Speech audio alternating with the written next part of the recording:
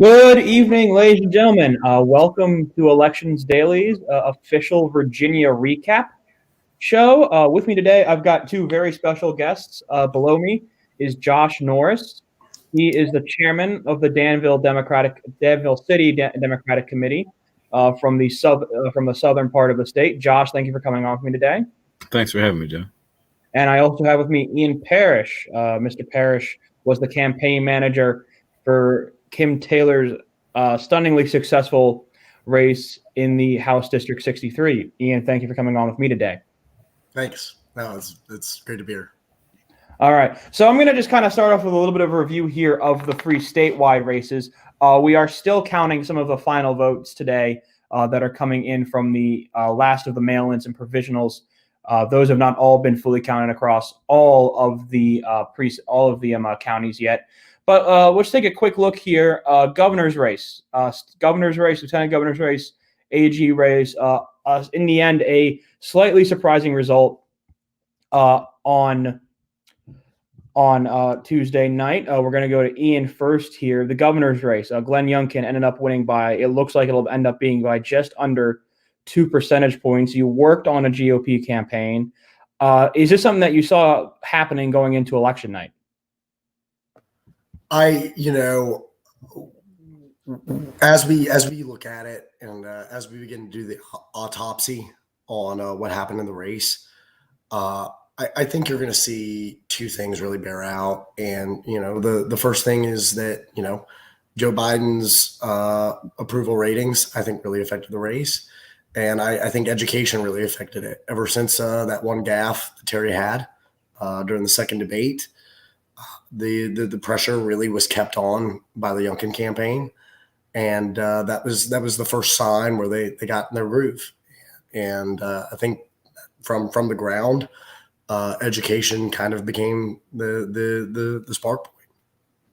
Okay, and Josh, I kind of want to also hear your thoughts on this. You've had some words to say in the aftermath of this race. You've called the McAuliffe campaign. You said the worst that you've seen since 2009. So with you being a local Democratic chairman of your city's local party, I kind of want to hear what you had to think. I mean, what did you see? You had a lot of behind the scenes interaction here.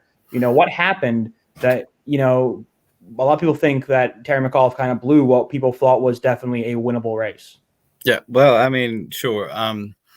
For one, I like to say, when I critique a campaign, I've worked on good campaigns, and I'm sure Ian can agree with me. I've worked on good campaigns and bad campaigns. So if I say, what a campaign is not the greatest, that doesn't mean everybody that works on that campaign sucks, right? Because I've been that person plenty of times. I want to say that for one. And here in the city, we won by, I believe, 8%. And we had a lot of my committee members and a lot of the folks, including myself, out knocking on doors, really doing what we had to do. But to me, it seemed like, like Clinton 2016, just cookie cutted for Virginia, right? It was just Trump. You did run on the Democratic accomplishments. I mean, the Democrats just passed 828 bills in the last session, and we didn't hear anything about marijuana legalization. We didn't hear anything about adding dental to Medicaid. The bread and butter issues that affect Virginians. And the Youngkin campaign was able to talk about things like grocery shopping and cheap, make it a little bit cheaper at the grocery store, make it a little bit cheaper at the gas station. Right? I filled up my car with gas, so I wasn't happy at all. Those types of things, connect. But rather than talk about all the accomplishments we've had since we had the majority, it seemed like his campaign or Terry or whoever was making the final decisions wanted to only talk about the things that happened when he was governor, right? And Donald Trump. And those were the only, you didn't hear about any of the 828 things that happened just in the past year. I feel like there was a lot of automation on the campaign that subbed out actual human beings.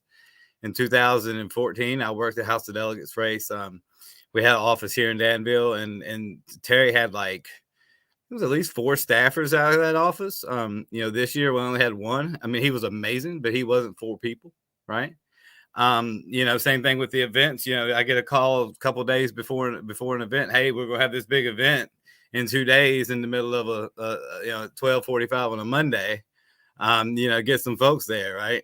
And then Monday I find out there's an event on Wednesday with Terry. And so it's like, in the middle of the day again. And when you're on a campaign, and this, if it's not on the calendar, it's not going to happen, right? So you put together a campaign calendar early in the cycle, and you have those things done. And to me, it seems like this campaign, not only did you have the Clinton 2016, not showing up, automating things, kind of trying to cut corners, not touting the Democratic accomplishments, but you just had a breakdown. And like I said, I feel like with the amount of money that was raised, there's no excuse not to hire the amount of staff you need to have, events very successful and very well, planned in advance and all this sort of stuff. I mean, I didn't see a bunch of terrible people running around. I just saw a bunch of folks that were trying to do the job of what should have been 3 or 4 people. And I feel like the party has gotten worse at coordination. That looks a little bit different every year too. So, that's a whole separate issue altogether. Yeah, and you kind of touched on a second question I want to get into here. You mentioned that when McAuliffe was campaigning, he didn't really touch on the accomplishments of the last the accomplishments for Democrats that they feel they've had in the past 2 years, with finally gaining the legislative majority that they hadn't had in ages. So how much of a mistake? I mean, you said that you thought it was a issue, but why do you think he kind of avoided that? I mean, I've been here in Northern Virginia. I feel like I didn't hear Ralph Northam's name at all in almost any of the TV ads I heard. Yeah. Especially considering that at the very least, he seems to be decently popular with voters as he leaves his term. Why do you think that the current governor wasn't really mentioned or used as much as I think most people probably think he should have been? I mean, I believe they locked in that Trump campaign, that regurgitated Hillary Clinton campaign from 2016, that playbook, and they didn't deviate from that. And Ian will also know, and Joe, you may have ran campaigns, I'm not sure, but you have a campaign plan, and it's not a rigid plan, right? You have rapid response. You're able to kind of change it. You might have more money or less money than you expect, or things on the ground might change. The other guy makes a big mistake in a debate, something like that might happen. And when that happens, you're ready to seize on that. And there just wasn't that didn't happen this year. So that was unfortunate. Yeah, and I'm going to go back to Ian here. I mean, you were running in a seat, the 63rd, that takes in a lot of differing types of areas. You've got the city of Petersburg in your seat that is, heavily African American. Then you've got a very rural county in Dinwiddie, and then you've got some rural parts of southern Chesterfield in your district. I mean, when you were on the ground, you're doing your door knocking, you're doing your events. I mean, what was the response that you got from those rural areas specifically about the Youngkin campaign? There was a lot of talk going into election night that maybe he had focused too much on the suburbs, and we could see that kind of downturn in rural enthusiasm. Obviously, that did not occur in the end. But I mean, going through the campaign, did you really kind of believe any of the messaging that maybe Youngkin was going too much in on the suburbs and wasn't doing enough in the rural parts of the state? That's always the question. I grew up in Page County, right? Up in the valley. And one of the things that people would always ask me growing up, because I was the political kid since I was like 12 years old, why don't people come to Page County? And it's a tactical decision that statewide campaigns sometimes have to make, where they have to prioritize what areas they go to, and sometimes a specific rural area might not get touched on. And that doesn't mean the statewides don't care about that area. That just means they have to make strategic, tactical decisions. I never got the impression ever that someone thought that the Glenn Youngkin campaign didn't care about a rural area. That wasn't the feeling I got on the ground. Kim was amazing for 6 months. I got to spend so much time with her, and she has a heart for the city of Petersburg. And I think that's what in this area, in this district, carried it for Republicans, is she wasn't just going there for a photo op. She went and knocked doors almost every day of the campaign in Petersburg. And, one of the very frequent comments that we would get is that people didn't know who their delegate was. Not only did people not know who their delegate was, they didn't even know who their governor was. So I think as we're kind of going through the autopsy here, and we're looking what happened, and I think one of the noteworthy elements is that there was a lack of presence in the field in some of these key areas where people didn't know who their delegates were. And this is statewide. People didn't know who their delegates were. People didn't know who the governor was. And kind of like Josh said, there was a bit of a cookie cutter strategy with using the former president. I'll just piggyback on what Ian said. We had the opposite problem, right? Like I'm hearing people now, and of course before the election, people aren't like, "Oh, the house is on fire," right? Like nobody says that. But after the election, we can talk about these things. But yeah, I'm hearing that candidates, for all the different offices, or at least some of the different offices, were supposed to keynote events and send a text message, the day before. Oh yeah, by the way, we're not gonna make it. Just things like that I've been hearing across in different areas of the state, very important areas, generally for the urban crescent for Democrats. I forgot to got on the soapbox for a second and forgot to actually address the legislation that wasn't really mentioned by our party. I'm not sure what kind of control, where this message comes from. I don't know who Oz is in this particular scenario, but yeah, it seemed like an intentional, avoidance of our accomplishments. I mean, as Democrats, we need to be proud of what we've done. No one wants to support somebody that's not proud of what they did, right? So, I mean, we've got all these things, these accomplishments, whether people agree with them or not, they would at least respect the fact that we stand up for them and we're proud of what we've done. That's we didn't see that in 2016. We didn't see that this year. So again, that's just another similarity. Yeah, and I'm going to want to touch on one more thing here with the with the governor's race. Maybe this kind of connects to all the statewide. So we heard some little parts of inference that some thought that the Lincoln Project stunt that happened about 4 days before the election before the election day, there were some intramural reports that they were like people were talking about it, people heard about this. People thought that it really mattered a whole lot. I mean, do either of you guys really think that, the stunt that was performed that day really, truly, affected, even a decent amount of votes in this race? Or do you think, it was just kind of the crescent of kind of the issues that was going on on the Democratic side of this race and kind of the issues that some of the stuff that occurred on that side? I'll go to Josh here first on that.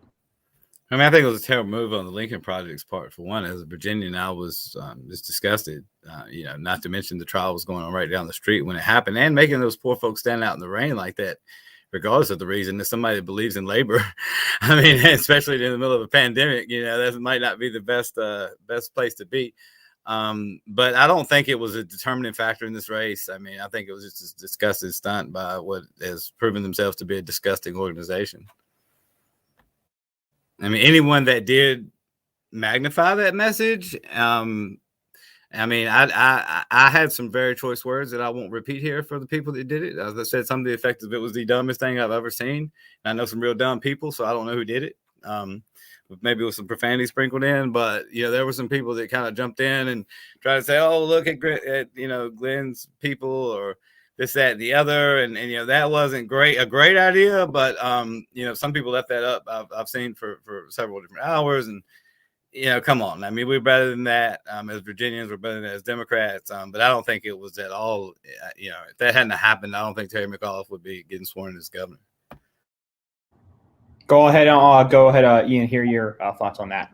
It was foolish. It's. So there's another Ian Malcolm from the Jurassic Park movies. The scientists were so preoccupied by could they do it, they didn't stop to think should they do it, right? And I think that quote really just embodies the whole Lincoln Project stunt here.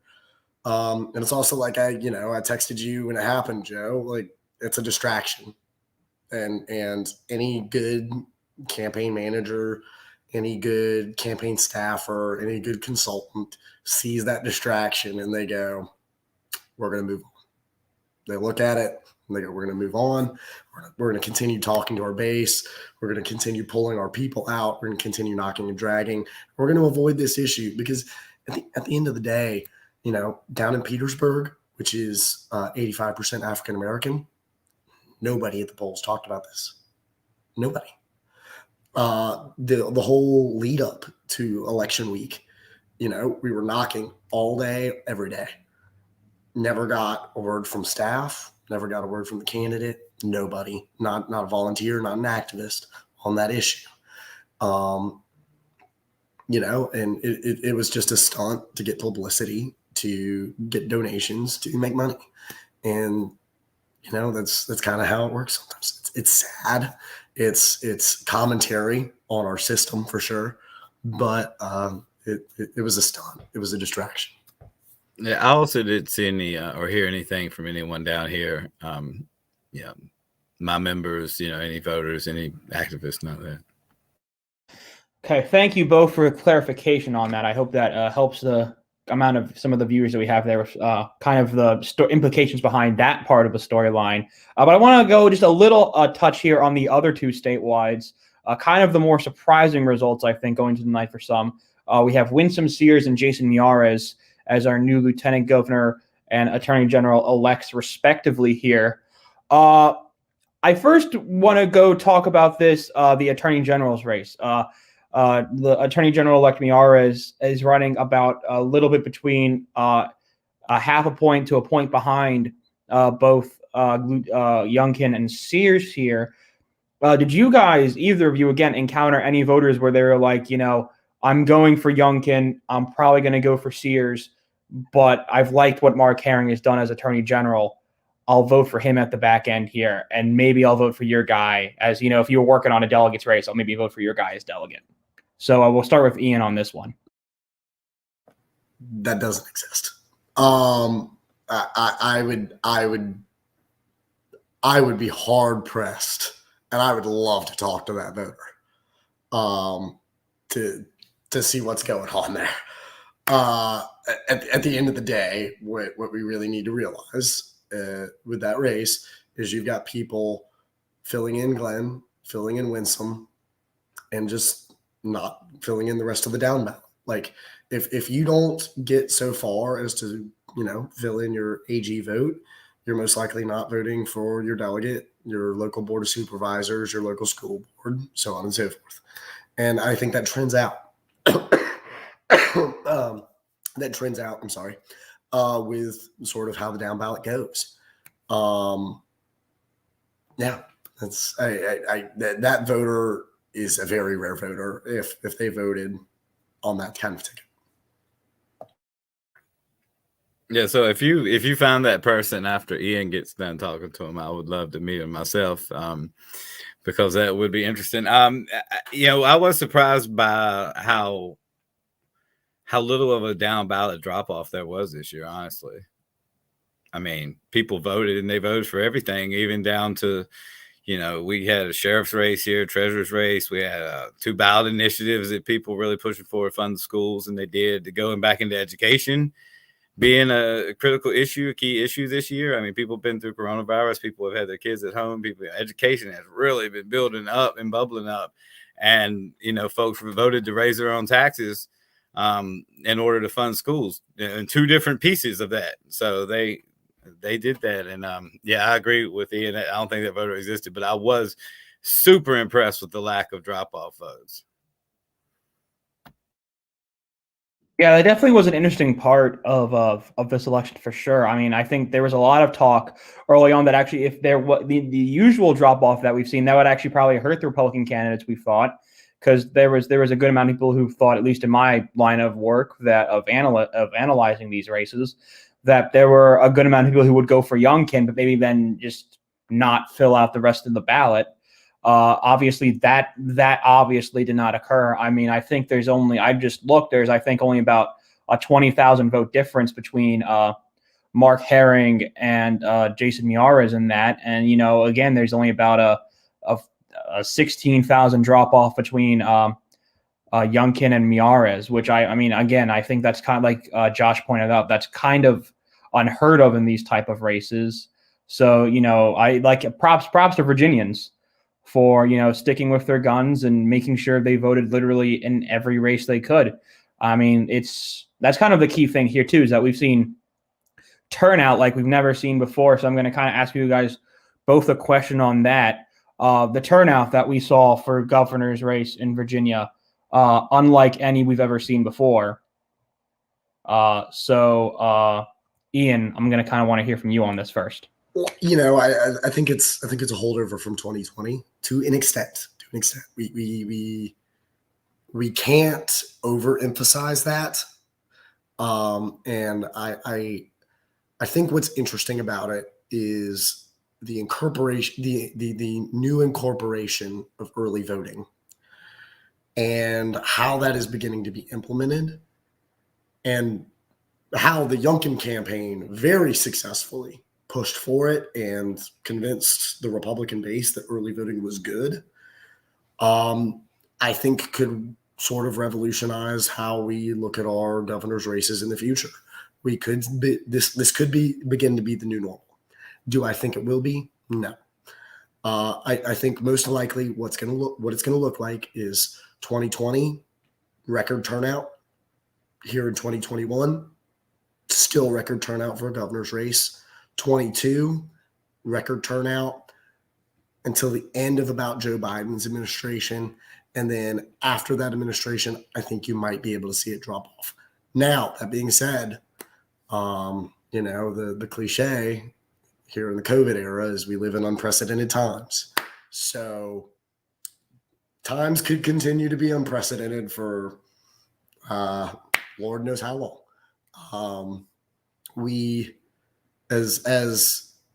I feel particularly blessed to be a staffer and to be working in the field I am currently, because this is all new ground. Nobody knows where it's going to go. We can give our best guesstimate, but at the end of the day, we're all in uncharted territory together. Yeah, and Josh, I definitely really want to hear from you on this, especially since you're the head of a local Democratic committee. Were you surprised at the amount of, energy and turnout as kind of the results came in? You were like, wow, were you at all just like, wow, this is kind of surprising to me? Yeah, well, even looking at the early voters, like Ian talked about, looking at because we could see that beforehand, county by county, breaking down, comparing to 2017, and so we were really, really impressed with the early vote turnout. Again, that's another thing we didn't talk about that we did in our legislature. We didn't tout it. We just had it used against us very effectively, apparently. But yeah, we were really impressed by early votes in the city. Especially, and I agree with Ian that eventually, it's gonna, as people, it becomes the way to do it. It becomes the way things are done. People are going to embrace that, and I also see, you're gonna see people spiking, and then eventually everybody's gonna be doing it. So you're just gonna have to taper off. Now turnout was great here. That actually, I went into this thing, went into election day, a basket of nerves, kind of having a real gut feeling about what was going to happen. That turned out to be right. But once I started seeing the turnout, I was like, oh my God, when turnout's high, it's always good for us. Apparently, we had a thing back when I worked at the DNC back in 08, 09 and on, through 2012. So in 2010, we had a thing we called the 08 Obama voter. And that was the voter that turned out for Barack Obama in 2008. Then in 2010, they did not. So in 2011 and 2012, we really, really, really tried to get the 2008, the Obama voter out for the reelection.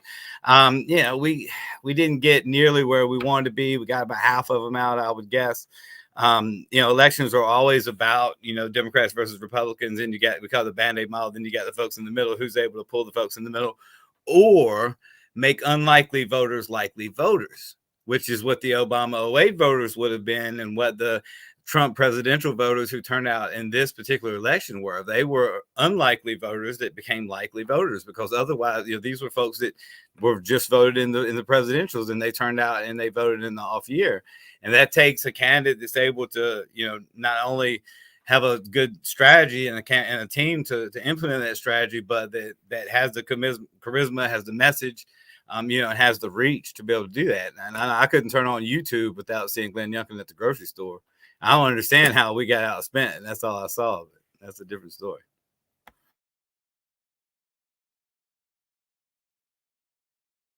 Excuse me, as we kind of reach the halfway point here of the video here. I've done this for over a year, and you would think I would understand when to unmute my mic and when to not, but never get used to it, I guess. But let's move on to some House of Delegate races, and I've got definitely I think a key question here from one of our viewers here for Ian, one of our good friends of the site, Jacob Walters. He's definitely interested in kind of hearing, you know, again, Kim Taylor's race, kind of an upset in the end, in the purview of analysts, when it came to House of Delegate races. You know, one of the two key upsets that helped Republicans at this moment almost certainly flip the House of Delegates. You know, so questions there for you, Ian. Let's hear from you. So a magician really never reveals their secrets. But I like Jacob Walters. So I will say, and from the outset, this is a district that had never been challenged. Because of that, our opponent, I believe, took that for granted. And in process of taking that all for granted, I think when we were looking at the race at the very beginning, and when I first got into the district, I had just come off of Ren Williams' race in Southside, and in that primary. And the very key thing that we looked at was the fact that Larry Hakey, an independent that only raised $31,000, and according to sources inside the district, only spent $6,000 of that. Didn't campaign at all, came within 2,500 votes. So we basically sat there and said, all right, what can we bank? What are our margins? And as I clicked through Dinwiddie County, one of the biggest things I noticed is this is a rural county that's been untapped. And coming from the Ren Williams campaign, where, you know, it's Patrick County, it's Franklin County, it's Henry Martinsville, it's all rural, very rural. And previously, before Ren Williams, came from the Georgia runoff, where I was in District 2 with a guy named Sky Riggleman, Morgan Griffith's former campaign manager, very great guy. And that was a heavily rural area as well. Door knocking in those areas goes a really long way. Talking to voters, when their country lane is a half a mile, goes a really long way. We had a lot of folks that would come up to us and go, yeah, you came down to my house. No one's ever done that before. Of course I voted for you. So that, honestly, that's the secret sauce. Everybody is looking for a shortcut, a quick way to do it. We got outspent 8-1, you know, and what we owe that to is the fact that not I was willing to go door knock, not my staff was willing to go door knock. And when I say my staff, it's one other person, Mason Galway, right? It's not like we had this humongous staff. It's the fact that Kim was willing to go out, lace up her boots, and knock doors almost every single day throughout the week. So when it comes to these local races, when it comes to these House of Delegates races, local involvement matters. Knowing your community matters, reaching out to your community matters, building that name and that reputation for yourself matters. That's why, you know, one of my wild card sleeper candidates for a long time, and we talked about this, Joe, was Mark Early. You know, I don't think Mark Early is done. I think Mark Early could come back, and with a little bit more funding, I think he has it. And the reason for that is I know a lot of people out here in Henrico, and a lot of them from friends I've heard from said, hey, yeah, Mark Early came and knocked on my door. And it's a lot of people all over his district.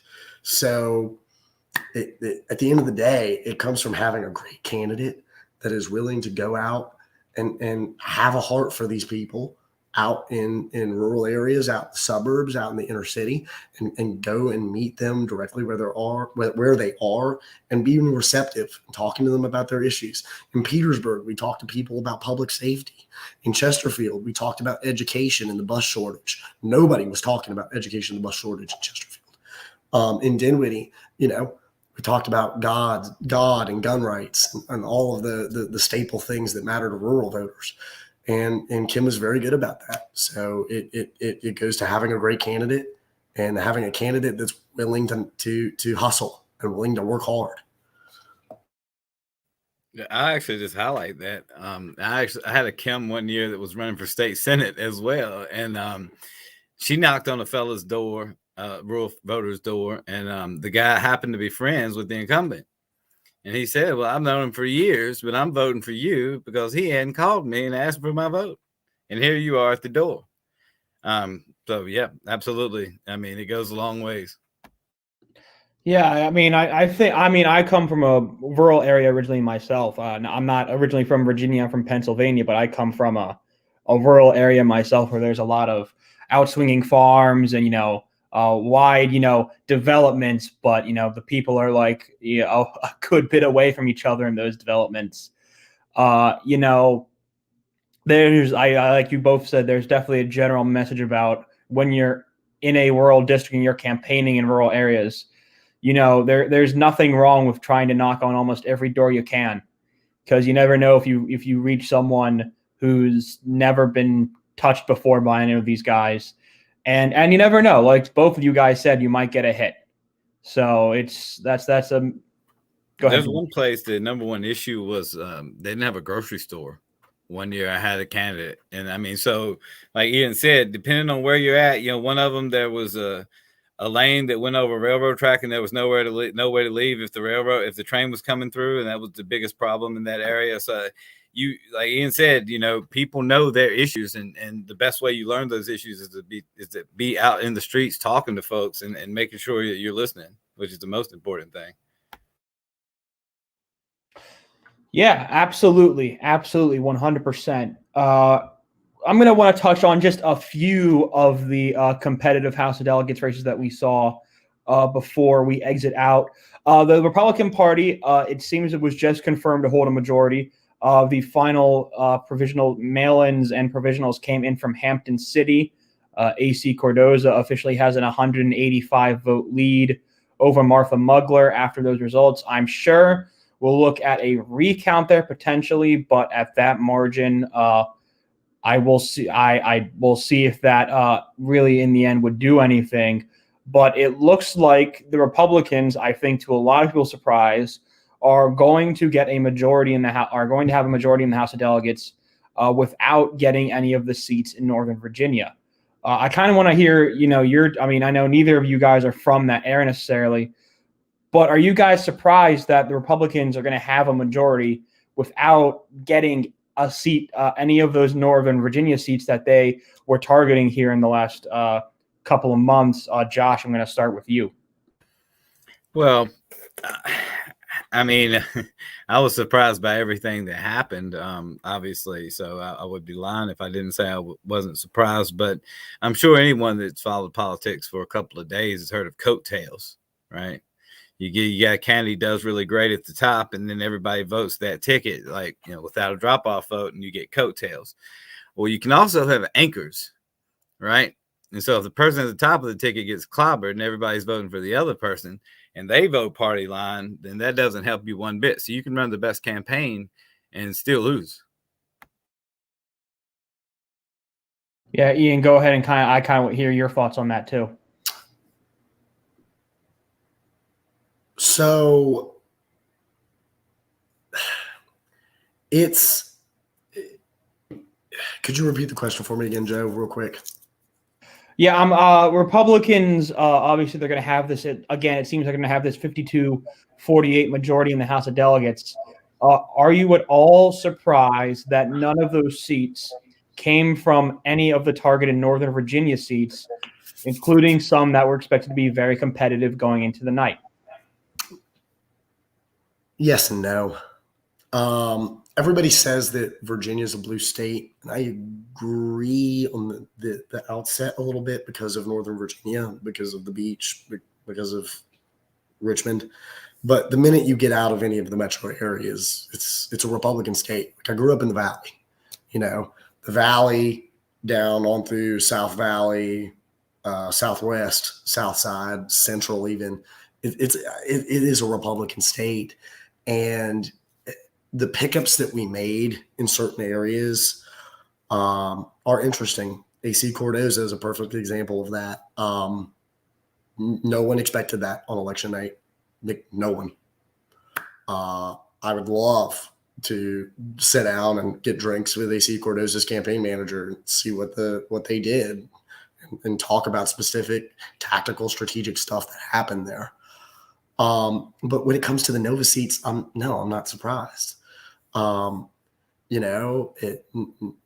has flipped since about 2008 is around when it happened. Some people blame the fact that, a lot of DC Hill staffers went and moved up into the Nova area. That might be the case. I'm not here to do an autopsy on whether or not the demographic is from a certain area, but I will say, and especially because of, the former president, I think it's going to take a cooling off period for a little while until Nova is even close to maybe giving us those margins back. And this cannot be understated. The power of a Republican that campaigns not on Republican issues, on common sense issues, on, lowering grocery prices, lowering gas taxes, making sure children are safe in schools, making sure education is the best it can be. Common sense, kitchen table issues, campaigning on that. Number one, it's powerful. But number two, being able to keep up with fundraising. I think that's what Glenn proved, over election night, is if you have a Republican that's able to do that, people will be receptive. So Glenn was able to pull independents. I do believe Glenn was able to pull some soft Democrats in an upset that no one really thought was possible, especially coming a year off of 2020.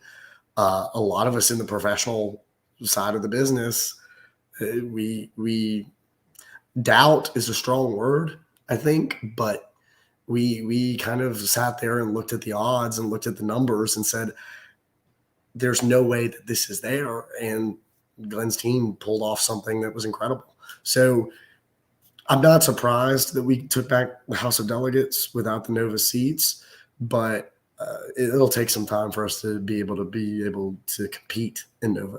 The only person that came close was Nick Leventi. Yeah, that's correct. And I think most in the profession would argue that he probably ran the most moderate campaign in a competitive seat that, any Republican really did. But, just to kind of look at some of these flips, you've got, some of the rurals, you've got, your 12s and your 75s that were really kind of dependent on, that rural turnout. And, you see places like Giles County where I think that swung, enough points from both of now former delegate Chris Hurst's past runs to the point where, it overcame the deep blue margin that he gets from Blacksburg. He got from Blacksburg in that election, but you did have really the key came down to Tidewater, and you had two flips in 83 and 85 at this point. Tim Anderson and Karen Greenhall. In the end, with these flips, Virginia Beach in the end kind of became the key area of the night. Kind of, again, this is going to go a little bit more to Ian, but I'll hear Josh on this too. How important do you think keeping Virginia Beach competitive and swingy in these elections is going to be for any sort of Republican success in Virginia for the foreseeable future? I think it's highly important. I think it will be interesting to look over exit polling and see what issues these voters voted on, knowing that there's a decent military population in the beach in the Virginia Beach area. I would be hard pressed to believe that Joe Biden's policy in Afghanistan didn't somewhat affect those voters in some way. And maybe their dissatisfaction, maybe their energy to get out and vote. That's an assumption. I don't know that for sure. I will say I think it's very important that we keep Virginia Beach. I believe our future is south of the James. I'm hard pressed. Even with somebody like Nick Clemente, for example, in the Nova seats, he almost kept up with fundraising. I think he was out fundraised by like $1 million, something like that. I haven't checked VPAP in a while, but he lost by, I think, around 200 votes, a little bit around there, Joe, something like that. And I'm hard pressed to think that Nova is a good investment until we really shore up some of our other areas candidates. You know, I'd love to shore up Roxanne. Roxanne Robinson did phenomenally on election night, by the way. Her first election, I think she won by 120, then second, 189 or so. And then this third one, I think she had like 900, 1,000 vote margin. That's awesome. I'd love to shore up Roxanne more. I'd love to shore up Mike Cherry more. Kim, obviously. I'm a little biased on that one. And then, you know, which ones would we shore up on the beach? Karen Greenhall, Jonathan Nave did an excellent job. This guy is an up and comer. He started managing this race at 20 years old. 20 years old, and he won a toss-up. That can't be understated. AC Cordoza would be one I'd like to be interested in shoring up. Look at the margins there.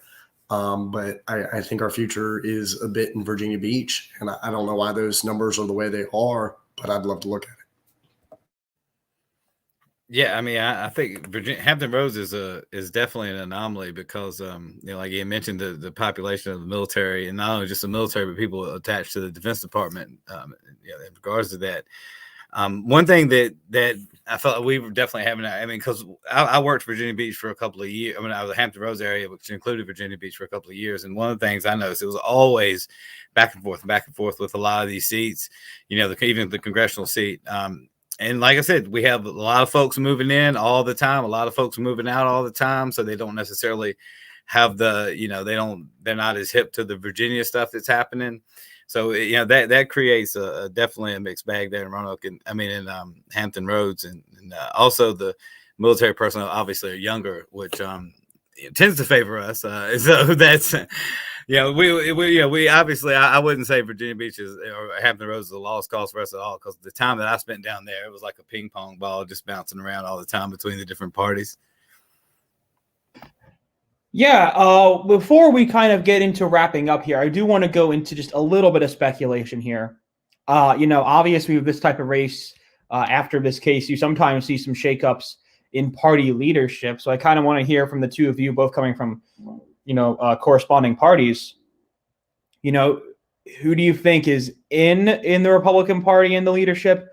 And, you know, for Josh specifically here, you know, do you think anyone after these results could be, you know, kind of not necessarily forced out, but, you know, not necessarily allowed to come back either in those leadership roles? And who do you think would maybe take over in those positions?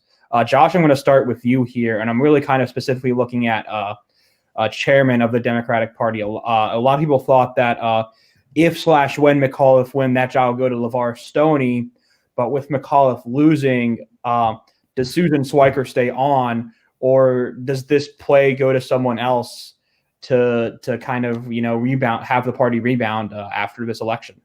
Well, I wouldn't necessarily get into name games, but you know, when you have an epically when you have an epic failure at work sometimes, and you know that there's no way you can keep someone, that's just the reality of life. I don't know what's going to be made, what's going to happen with whoever, and all this sort of thing. But I mean, what I will say though is, over the years, you know, we've gotten seems like there's been a complacency on the part of the DPP. You know, they, you know, in order to get our voter file, you know, we have to pay for it. right? And I went to look up. I was out on the doors, knocking on doors for Terry McAuliffe, and I went to look up a voter's sister just so she was wondering exactly some details about where she went to vote and things like that. And didn't have access to the voter file anymore because we didn't pay the $130 or whatever it is. So, then they try to sell us highway signs and yard signs, and then they realize that these are folks that on my committee, or these are senior citizens. These are these are folks on a fixed income, even if they're not senior citizens. So we don't have money to supplement a campaign, especially not by a fundraiser. These are things I've seen happen, have evolved over the years. When I worked for Tim Kaine, it was my job to ride all around the 5th and the 9th and all around the mountains and where Ian's from and everywhere, and deliver these signs to all these committees, and give them to as many people, as many as possible, as much as possible, no matter where they lived. Right. And now it's like, oh, well, if you want some signs, you better buy, this many to get them at this price. And then you got to send somebody to go pick them up in Charlottesville. And then you got to put the highway signs out yourself. And I bought it's just the party has gotten very complacent and has given up, has ignored the grassroots of the party, the progressive wing of the party. They've ignored the committees, at least the rural ones. When I was in Hampton Roads, they weren't doing a whole lot for the committees there either. So it seems to be a systemic problem. If the things that I've seen during this election, the problems that I have had during this election have been happening all over the state, and it very much seems like it has because of what I've been seeing and hearing and being told from friends of mine. There's going to be a lot of changes that are going to have to be made.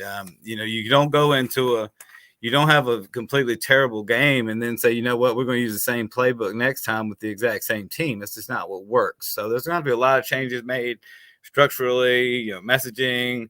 We need to be a little bit more prouder, in my opinion, have more of a backbone and speak, like loud, proud Democrats. I mean, really.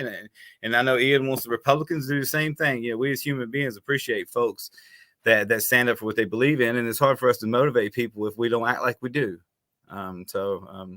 I guess that's where I'm at. I'm not here to trash folks or to try to say I know what's best for this organization or that organization.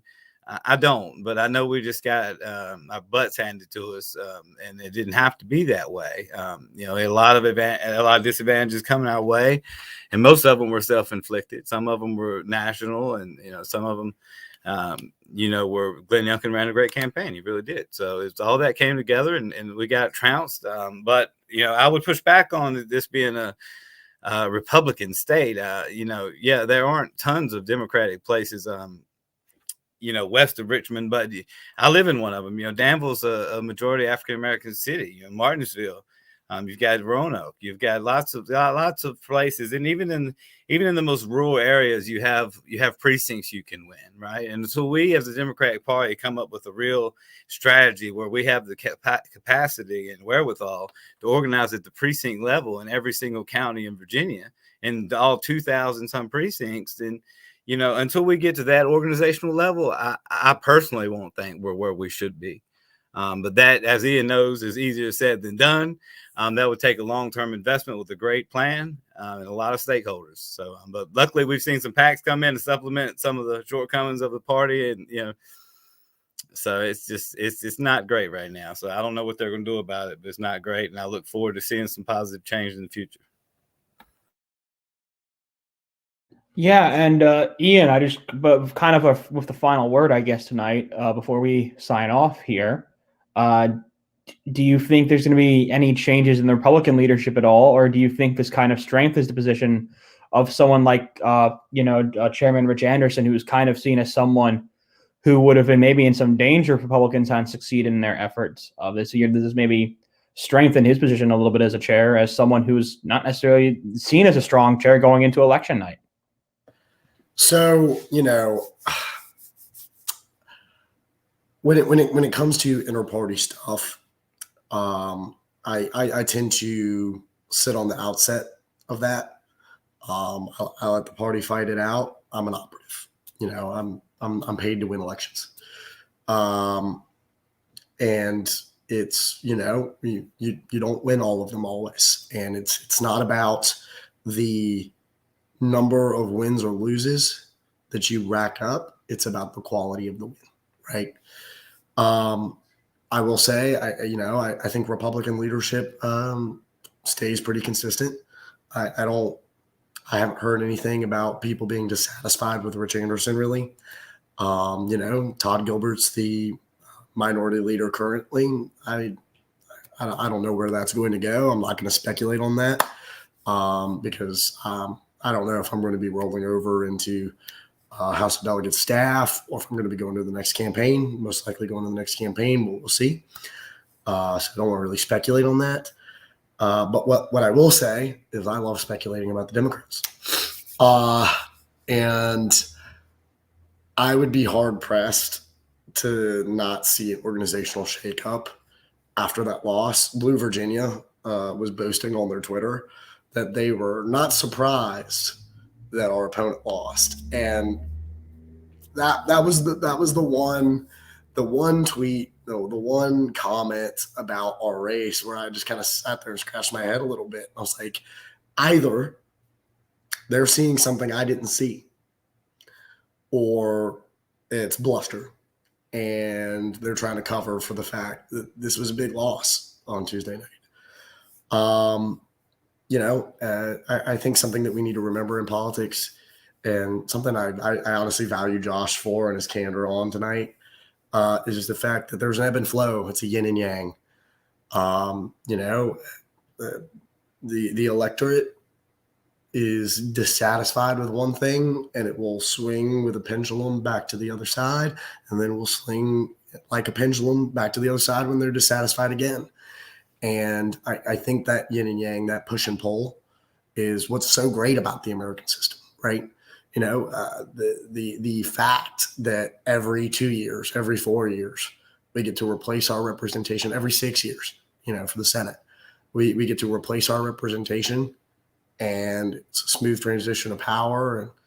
And when all is said and done, if we don't like it, we go back to the ballot box.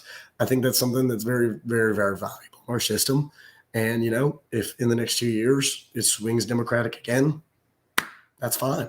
I guess I'll have to come back to Virginia and win another seat. But, I think that at the end of the day, there are going to be some shakeups, some staff changes, and on the Democrat side. But I also think that they might keep staff, they might keep some leadership positions, because at the end of the day, it's a push and a pull. Sometimes the loss isn't about the strategic decisions you made. Sometimes the loss is just about the fact that the electorate has changed for that one period of time. Well, that remains to be seen. I think the electorate has changed for a short period of time. But, if Virginia decides to continue going more red, I don't foresee that. But if it happens, then there might be some leadership changes. Well, I could give you just a little bit of closure on that, Ian. We were incredibly surprised when you won. I was actually on a big thing with a bunch of folks, and we were like, "Oh my goodness!" So yeah, we were absolutely surprised by that. One upper to another. Great job. I mean, hats off, but we definitely did not suspect that. Don't inflate my ego anymore. That's. It's easy to do after a win, especially before you get good sleep, right? Well, it's one of those things where we were rolling into election night. I saw the first 5 precincts come in, and I was looking at the numbers. I was like, wait a second, something. No. And mainly it was from the 3rd ward, where our opponent lost 200 votes from the last election, and we had 200 votes in that ward. I think Larry Hakey got 80 votes. So I saw that one precinct, and I started going, wait, I believe. But yeah, thank you for the kind words, Josh. Not easy work, brother. I understand. It's not. Yeah, it is certainly not easy work for what both of these gentlemen do, have done, and will do in the future. So Ian, Josh, I want to thank for sure both of you for coming on to this. Great little discussion here. Great to hear some insights from 2 sort of kind of party insiders here from both sides here in Virginia. As we kind of finally start to wind down here, I know I'm going to be taking a vacation after I finish up one last article this weekend, and I'm sure you guys will be taking a break from politics too. But I want to thank you both, Ian, for coming on with me tonight. Great discussion, and I want to thank our viewers here for sticking with us tonight. Thank you for having us, Joe. Thanks so much, Joe. Nice to meet you, Ian, and nice to meet you, Joe. We've never met either. You too, Josh. Hopefully we keep it on camera and not in the field, right? Dangerous. All right. Thank you all of our viewers tonight. Keep in touch. We are likely to see some New Jersey roundup from my fellow commentator, Harrison Lavelle, in the near future. But once again, thank you to our listeners for watching. Thank you to our viewers for watching, and have a great rest of your weekend.